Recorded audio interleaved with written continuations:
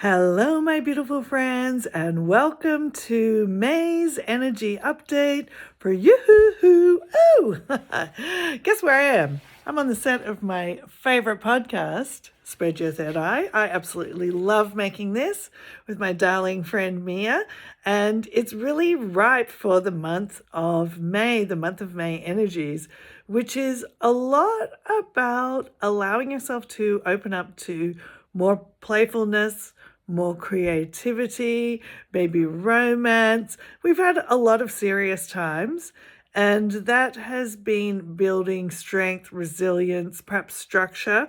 One of the other cards for this month's reading in the annual reading for the collective, which you can find in the Path to Mastery gift bag, a link in bio, drop gift bag in the comments, and you'll be sent the link to look into that amazing Pay What You Can program. It's really about using focus and discipline and structure to actually open up a much greater, safer space for playfulness, creativity, and romance, and kind of romancing life, feeling more whimsy. If we don't create space for creativity in our life, we have our inner children can get really naughty. And that's when we often get inner child act outs like addiction, chaotic behavior, destructiveness. But when you create, just like with children, like a safe environment for you to explore that more nuanced emotional feeling state, or as represented by the card I'm going to talk about here, the Knight of Cups, you open up a lovely space to have your creative side, your inner children play in the way that they're supposed to be playing, which is with, intuition and feeling and joy and delight. A lot of us who didn't have great childhoods often have compensated with overly strict aspects of ourselves that are trying to stay in control.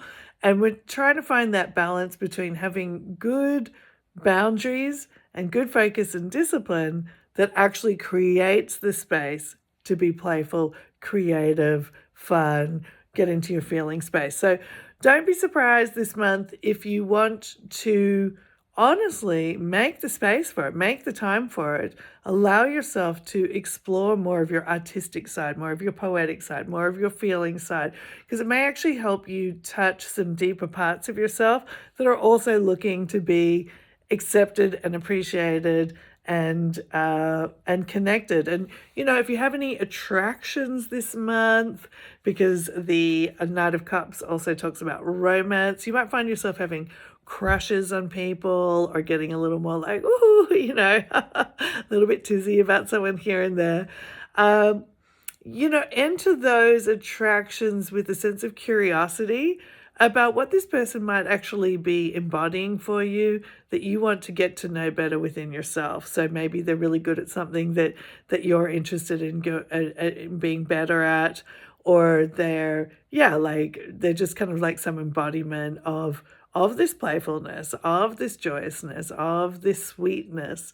Think about inviting more sweetness, and more delight and more fancy into your life this month. And it might just surprise you. And if you're finding yourself that you are kind of like, wow, I just feel like I just want to have a good time this month, or that you are quote unquote slacking off a bit or being just a little bit more whimsical, or because it's not even like deep introspection. It's really about delight, intrigue, eating a little bit of chocolate, enjoying life like a box of chocolates a little bit more. Go easy on yourself. You're not doing anything wrong, as long as you have good structures in your life. So maybe you say, okay, well, I know that I want to get out there and play, but before I do that, I'm going to tidy up my bedroom. Just be like your own inner mom to your inner children. I'm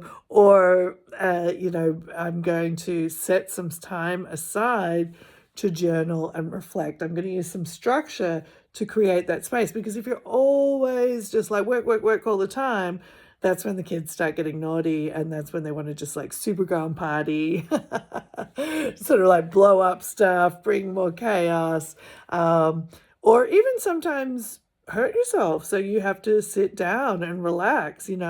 I could say that I've been totally guilty of, doing that kind of stuff where I'm just like so focused on work all the time that I literally have to get sick or something else to sit myself down and take some time to relax and reflect.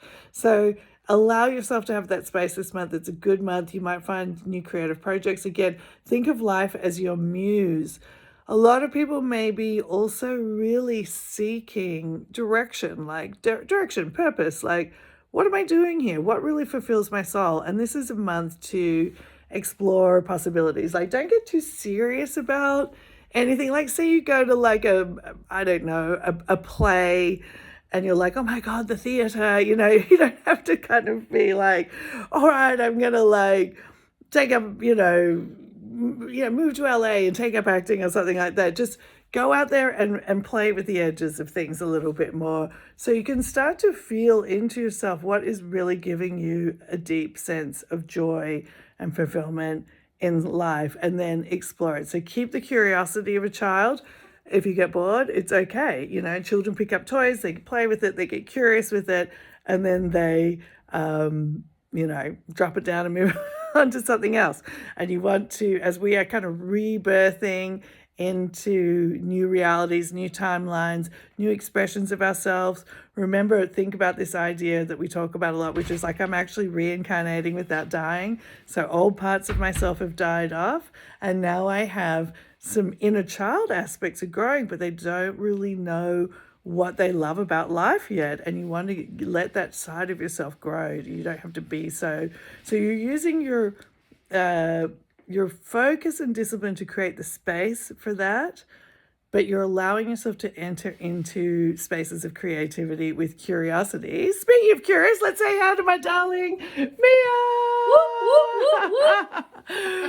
That is Mia, who's the co-host and creator of Spread Your Third Eye. She's absolutely wonderful. I adore her to bits. And we're here shooting more episodes. And Mia really just was like, oh, I really want to make a podcast. And here we are, we're doing it. So allowing the romance of life to intrigue you. Again, if you get any crushes this month, maybe don't take it too serious, but just enjoy, being around the edge of, oh, what's this person embodying that is attractive and intriguing and exciting to me? So the presents in the gift bag this month, I have put a really wonderful recording, which I've actually forgotten which one it is right now because we have 1,000 of them in our activation gateway. But I actually met up with my fan bootcamp co-creator Zenya yesterday, who's a really amazing embodiment for focus and discipline, creativity, and dreaminess, and she's really unified that in her music career. And she has shared a very powerful, more intentional manifestation technique called scripting. And we have a little discussion about that. And that video is in the Path to Mastery gift bag as your gift for May. Remember, you can pay whatever you want to get access to the gift bag. There's a Circle of Light recording in there, 20% off coupon for all my boot camps in there. And once you've joined, you get new stuff every single month. So if you're already part of the Path to Mastery gift bag, drop gift bag in there, and then you're going to get sent the link. You're going to log in, you're going to watch that video, and you're going to start this month really with some ideas about how to like move with your creative experience of life. Romance yourself this month, my darling people. All right, we'll see you next month. Mwah.